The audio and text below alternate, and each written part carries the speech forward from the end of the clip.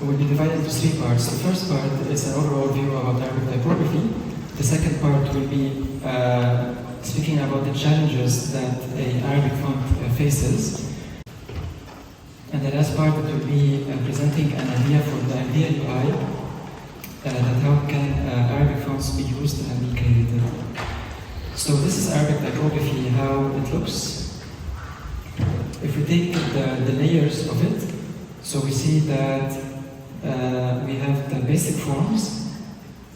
So we have the basic forms, we have the basic alternates of these forms, if they are in the initial, middle, and final form of a letter. We have contextual alternates for each letter, based on what happens after or before it. We have the baseline that can be slanted or flat.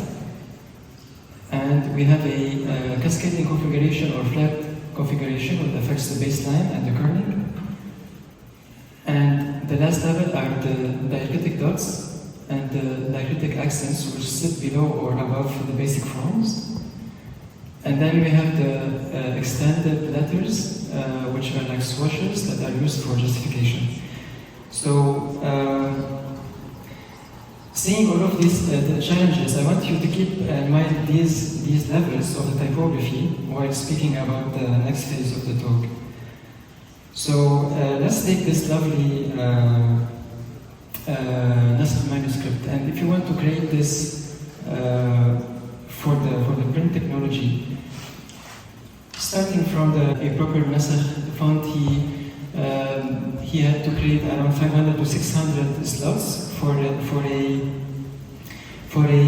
case, for a type case, compared to Latin, which should be like only like a third of that space. Please keep an eye on the year and on the number of slots. So here we go further years onwards, and we went down to 400 to 500 with an example of the Stamped Turkish. Then we went to 300, 400 with another example of the Catholic press in Beirut. Then we go even further to 100 with the Ghazal typeface. And the idea that in a few years, the number of steps is getting less and less by removing the ligatures or by simplifying the number of letters that need to be set to justify a certain typeface. And then, of course, came the typewriter. And with the typewriter, we were limited to the keyboard, and even the number went even less to 80. And you see here that they even merged the initial and the medial form in one shape, and the final and the residual form in one shape. And the only surviving ligature was the lam, with the lam alif, to make it fit on the keyboard. And this is another example from the Continental typewriter. And here, bit by bit, we start seeing the mechanical typesetting. So we move to the linotype machine. And here we have the Merawi linotype, and again 100. This is again the linotype machine. It came down to 90 until the 80s when the digital fonts started to exist. And the numbers started going up again. So we had like around like 40 to 50 years of simplification and trying to reduce the number of glyphs and number of contextual alternates. And then bit by bit, this support started to get better and better. So here we go up to 250. And then what happened in the 1991 is that Unicode started charting all the Arabic existing glyphs. But from the 1,200, we have only around 500 which are basic sets, and all the others that are ligatures or extra supporting languages. At the same time, when Unicode was happening, there was also Decotype started doing this pioneering work on Nasr type, and because of the limitations of the ASC2 fonts, this is 30 fonts that were created that will change alternatively to create one typeface. So one of them is for swashes, one of them for alternates, one of them is for the baseline extension, and this idea was to try to work with the technology present back then. And then, of course, Opentype happened in '97, And this grew the support of the number of glyphs. So now we're only speaking about the number of glyphs in the typeface, and now we see that even after Opentype happened, it took another like decade for the fonts to be advanced enough, because it took time for the applications and the technology to catch up with the fonts. So here we have 350, for example, from the Butros advertising font and Muna. And here we see it's like Mastari Nasakh, so it's like simplified. And then after a few years, we started seeing these big cells. Like here we have 2,100 with Arabic typesetting. And then we have Adobe Arabic, of course, with the Adobe InDesign creation. At the same time, with the Opentype technology happening, ATypI went further with their technology and made the ACE engine, which is the Arabic calligraphy engine, and they did tasmeen for InDesign. And this typeface, instead of having glyphs, it have a set of glyphlets, they call them, and it can create thousands of different alternates. So the number of set here, it went down again, but the number of complexity was going up. And this is what we tried, what we are now triggering to understand what's happening in the Opentype technology. So here's an example of Noto Nasakh with 1,500. Bustani went even further, and also with contextual alternates and makes hundreds of glyphs. And then we have an example of Lara Kuptan that collaborated with ATypI, and she did Falak ACE and Falak OTL, which is the Opentype version. And Falak ACE, it has 626 glyphlets, but it creates thousands of alternates. Where in the OTL version, it has 2,200 and makes only 2,200 options. So this was like the simplified version of her advanced ACE. And this is an example of our latest typeface Idris, which also has 1,350 and makes hundreds of alternates because of the contextual alternates. Briefly, I don't want to, I'm speaking about all of these numbers just to say that thinking about the projection in the future, if you look at this graph, we see that from the early 20th century until the 80s, the idea was always to simplify the Arabic. Like we need to simplify it, we need to simplify it to make it fit to the technology available. And then since the 2000s on, we see that ATypI and Opentype, they were like trying their best to support the Arabic type. But we see that with the ATypI, there's a big shift suddenly in 2006 when they launched tasmeen for InDesign, with the number of glyphs being very low, or number of glyphlets, and then the number of Arabic contextual rendering that it can make this typeface is super high, it's like thousands. And then bit by bit, with the year on, we see that Opentype is bit catching up with what ATypI somehow envisioned years back. And we see that with the latest Opentype and the advancement of Opentype, the number of glyphs are going down, and also the coding level is going up. So the idea is that the more the glyph set goes down nowadays, we need to have a bigger number of coding to go up. And this is somehow the trend that I'm seeing, or the idea that is what will be happening in the coming years. Will the Opentype become closer to the ATypI idea or not? Or it will be, or the ATypI idea will be more available and present, because currently it's not available. So it was during tasmeen with InDesign, but now it's at work.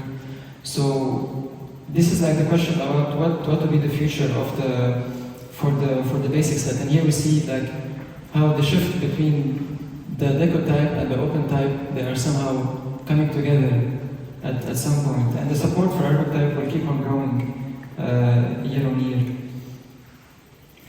The second topic is the baseline and the kerning. So here we see an example, again from Mohandisian, from a flat baseline or a cascading configuration that makes the baseline go up.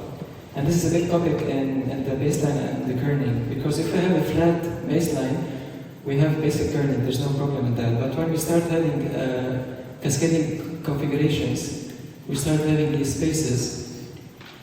And when we have the spacing, we have problems of kerning and overlapping diacritics with base forms.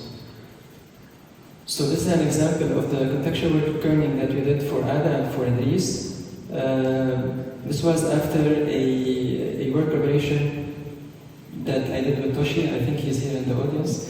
And Toshi also got this idea and discussion when he was in Monotype, and he was discussing it with Kamal Mansour.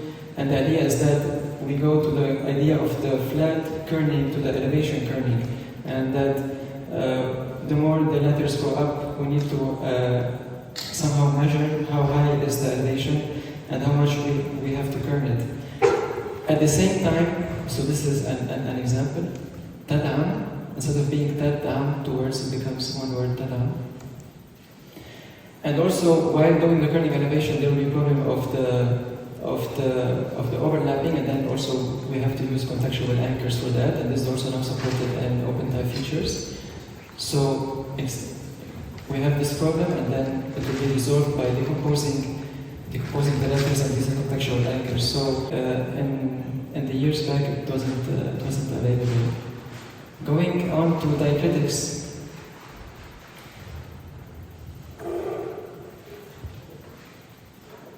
If you look at the screen,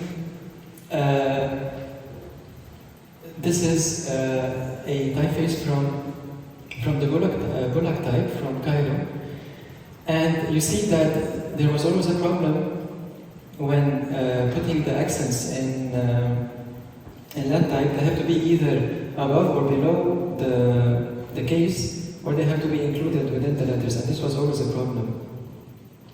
So if we take this to the present time and we compare it to present fonts, so this is Idris, and here we see the accents. This is ATypI,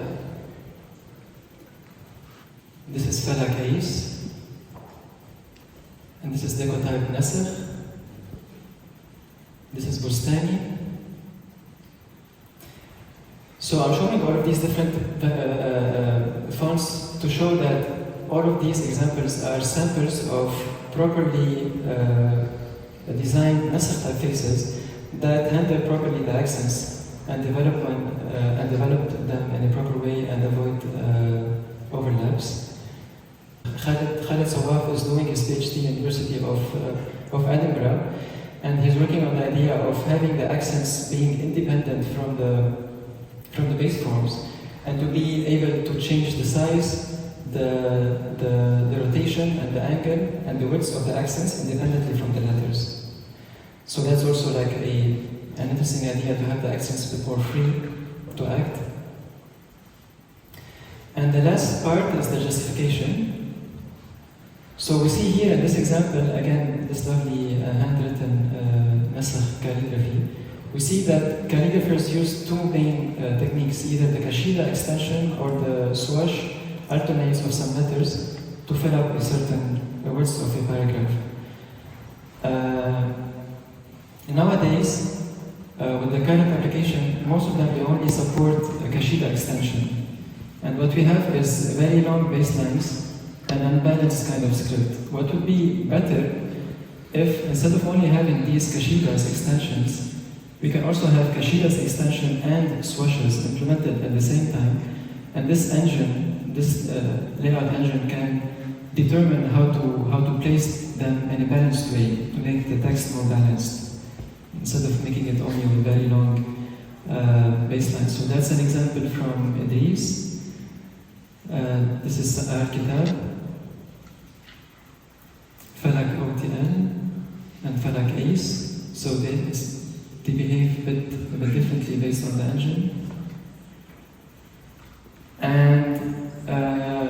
lastly, I want to present to you this ideal UI that I imagine that will, it doesn't exist, it's only some lovely visuals we did for it, only to thinking of how an Arab typesetter will be happy typesetting Arabic fonts in the future and making it everything in a very user-friendly way.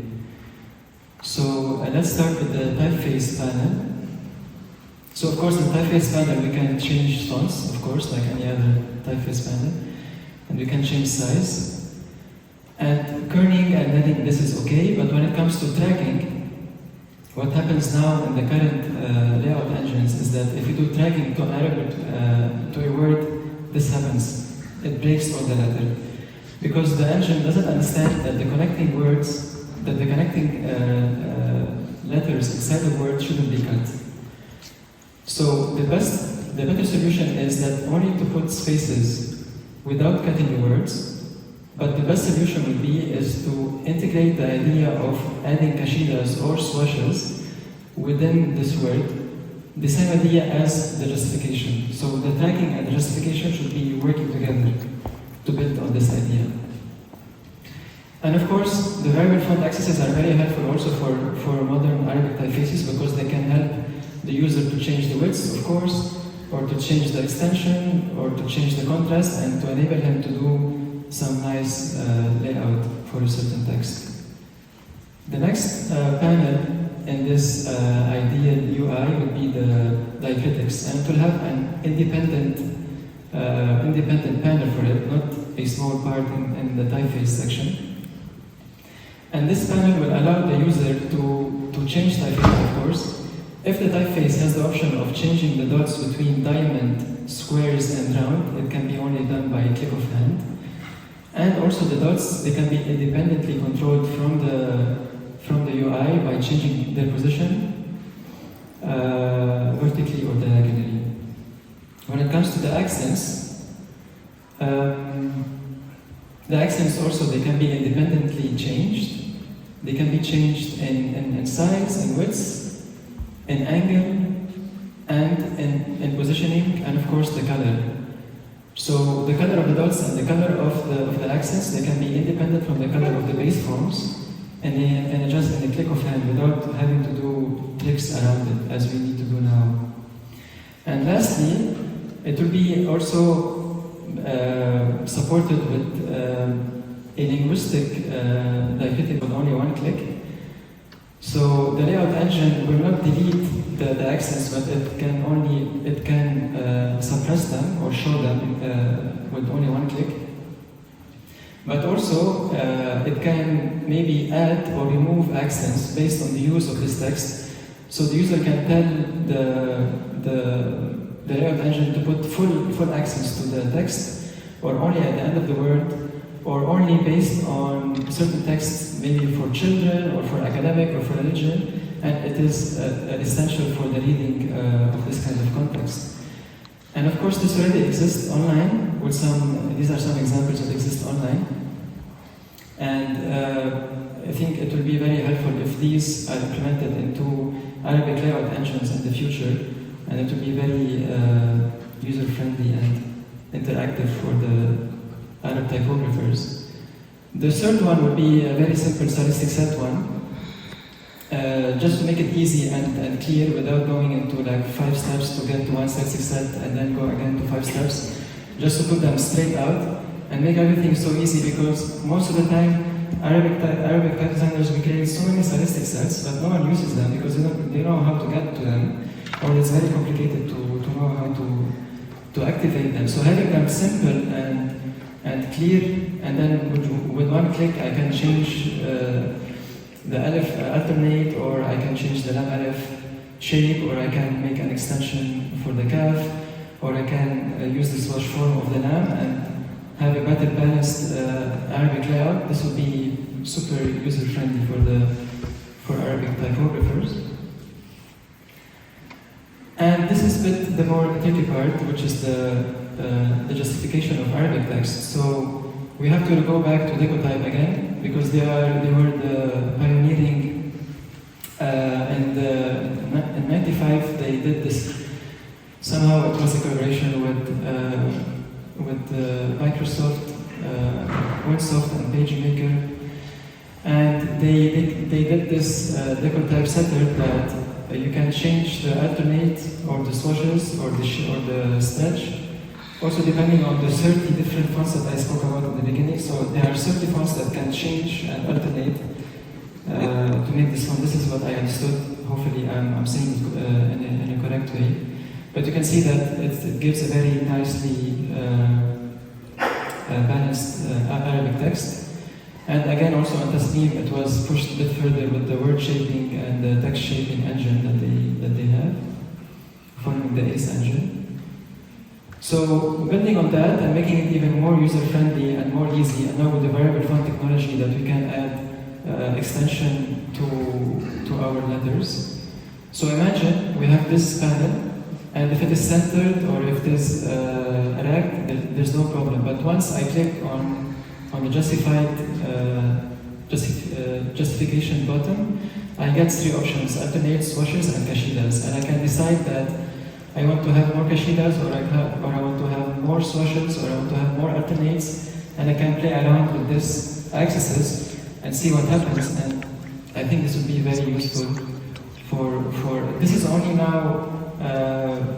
What is now possible is only the extension of the baseline, and it will be much easy to work with the swashes, kashidas, and alternates. This is an example that was given to me by Kamal Mansour for the talk, and he only sets a certain order or a parameter. So we have in red the letters that can be extendable if they are followed by the green letters on the left, and what happens in between. And depending on the order, so there's a certain order that the engine can follow to have a different kind of a priority. And for example, taking this text, so it will be, for example, expanded in this way. If you focus on the first line, in the first line, what the layout engine decided to do here is to put 1, 3, 6, 7, 6, 1, 1, 2, for example. And it can be anything else, depending on the words or the text. So this is somehow like making the idea like this can be possible with the use of variable fonts and the use of all of this technology that we have now. It's just that the layout engine and the fonts, at some point they need to start speaking the same language. And for the type designers to design the fonts that have the certain standards that a layout engine can understand and can render. And this is what we are still missing at this stage. So hopefully we are hoping that in the future this will be set. So what happens now, sadly again, what happens now, because now also we are starting to do these slanted baselines, what happens now in the current applications, if we click on the justification, the baseline breaks because the kashidas are added after the Opentype features are being implemented. And this is very easy to correct by running the Opentype features before and after the kashidas are being set. And if this happens, it will directly be fixed to this, and it will be a much more better solution. So this is a very easy fix. Hopefully it can be fixed quickly, because so many fonts that have a slanted baseline, they are having problems with this. And I understand that in other scripts, like in Indian script, this technology is already happening in the Indian script, that the Opentype features is applied twice because of some angles that can be extendable. I don't know if I'm being correct, but I heard that. No, it's not? Okay, it might be. Yeah. So it might also be a problem for other scripts, and it can be. So, and lastly, and the easy one would be like just to put the figures out, because in Arabic you can use the Arabic and the Indic, and also there's Farsi, Urdu, and other scripts. So just with one click, we can change from Indic to Arabic, also making it easy for the user.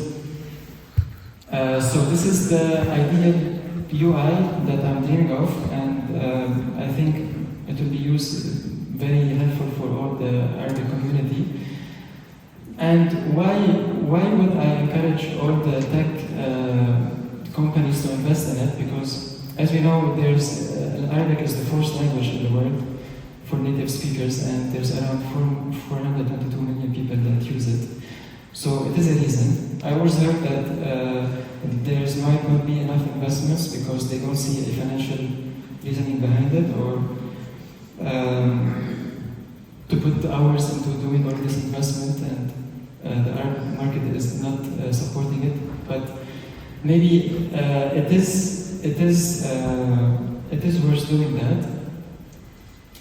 And lastly, I would like to thank all the people that helped me to do the talk. From the historical part, Huda, John, Onur, and Titus. From the font references, Kamal, Lara, Ma'moun, and Thomas.